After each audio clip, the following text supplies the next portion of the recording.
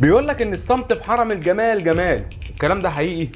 الله اعلم، نسمي الله. واي جمال ده النهارده هنعمل شيش طاووق، لو عملتها بطريقه هتحبك مراتك او حتى اخواتك وامك وابوك، وهيزود لك المصروف. بمقادير خفيفه هنعمل اكله لذيذه، مقدار البانيه اللي هيكفيك انت واللي حواليك قطعها مكعبات عشان نعرف نسيخها وفي التحمير، ونجهز عليهم الخليط. انزل عليهم بعلبه زبادي وحبه توم بودره وبصل بودره وحبه بابريكا وحبه شطه وفلفل اسود وملح، ونعصر عليهم نص ليمونه تديها مزازه بزياده، وشقلب الكل يا حماده وعلى التلاجة. ندخل بقى في المفيد، والتركايه دي مني ليك، اعملها بطريقتي وما تخافش. دوس يا برنس وما تجليش، قطع بصلك من كل الاطراف عشان تبقى معاك مكعبات، وفي طبق غويط فرقهم عن بعض عشان يوصل لها كل التتبيل، ونقطع الفلفل الرومي بنفس الطريقه وعليهم الطماطم. التركايه الجديده في البطاطس، قطعها مكعبات وارميها معاهم، والتانيه قطعها صوابع عشان نعملها جنب الاكله. اما الخضار بقى انزل عليهم بحبه ملح وبابريكا وشطه وفلفل اسود، وقلبهم كلهم في بعض يتوزعوا كويس. انزل عليهم بشويه زيت زيتون يديها طعم وريحه وتخلي الطعم موزون. نصايه بقى ونجهز باسيخنا الخشب تشتريها ب 10 جنيه، وسيخهم بنفس الطريقه وما تقلقش كله هيستوي. سامعك اللي بتقول ممكن البطاطس ما تستويش، اقول لك والله عيب عليك، امال احنا مقطعينها مكعبات صغيره ليه؟ ما هو عشان تستوي بسرعه وطعمها تبقى دايبه في بقك. وما ننساش واحنا بنسيخ نحضر معانا فلفلنا، هناخدها بقى معاها تشويحه وتحل معانا الاكله دي. سامعك اللي بتقول لي برضه هنسويها ازاي، هقول لك هنرصصها على صينيه البايركس بنفس الطريقه يا معلم الاجيال، هتبقى سهله علينا اننا كمان نقلب فيها وهي بتستوي. ما تقلقش، خليك معايا وانت مرتاح البال. والفرن يكون مولعين عليه من شويه، وهنسيبها تستوي على نار هاديه عشان تاخد حقها في التسويه. ما تستعجلش على الاكله دي عشان دي تالت اعظم اكله عملتها، ويا ريت نخلي عينينا عليها عشان نقلب فيها كتير. اول حاجه هتستوي منك هي الفلفل، ما اتحرقتش على فكره ما تقلقش، بس هي خدت تسويتها، شيلها واركنها على جنب وكمل عليهم تقليب. هنفضل نقلب فيها لحد ما تلاقيها نشفت معاك من كل الاتجاهات. تاني حاجه هتستوي معاك هي سيخ الخضار، وعشان تتاكد ان البطاطس مستويه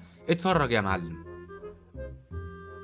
بقول لك ايه، عندك فحم؟ الاقيش معاك محميتين يا اخ. ايه محميتين؟ التركات التانية دي مني ليك، جهز فحمك على النار، هتاكل اكله تقول لي بعدها تسلم ايديك. بعد ما الشيش استوى اديني 2 في الهواء، نشف من كل الاتجاهات، هنفتح مكان في النص، وانزل باي طبق متغلب بقى بفويل، وانزل بقى بفحمك يا معلم اللي احنا ولعنا عليها النار، وبحته زبده، ويا سلام بقى لو زبده بلدي على الفحم، هتسمع صوت وتشم ريحه. بس هوب غطيها بسرعه وسيبها 5 دقايق، هتاخد ريحه وطعم قسما بالله احلى حكايه. شم يابا شم، حقك والله، ده احلى ريحه قسما بالله، كانت ريحه جميله جدا. هناخدها بقى ستوري انستجرام كالعاده، وجودكم هينور بزياده، وعشان فاتوره الكهرباء عليا فما تنساش الفولو واللايك والشير، واتمنى لي من قلبك الخير. ولزياده التاكيد هتتاكد دلوقتي انك لما تعملها بالطريقه بتاعتي كل حاجه فيها مستويه اكيد.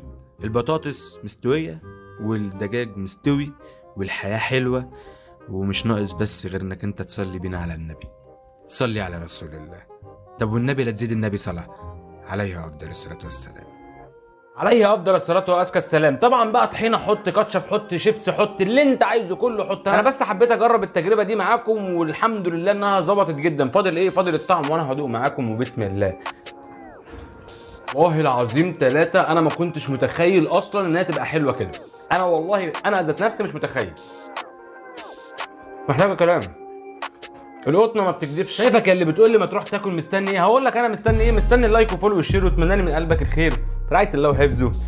مساء الزبده على عيونكم. اهلا بيكم في صومعه الجرح.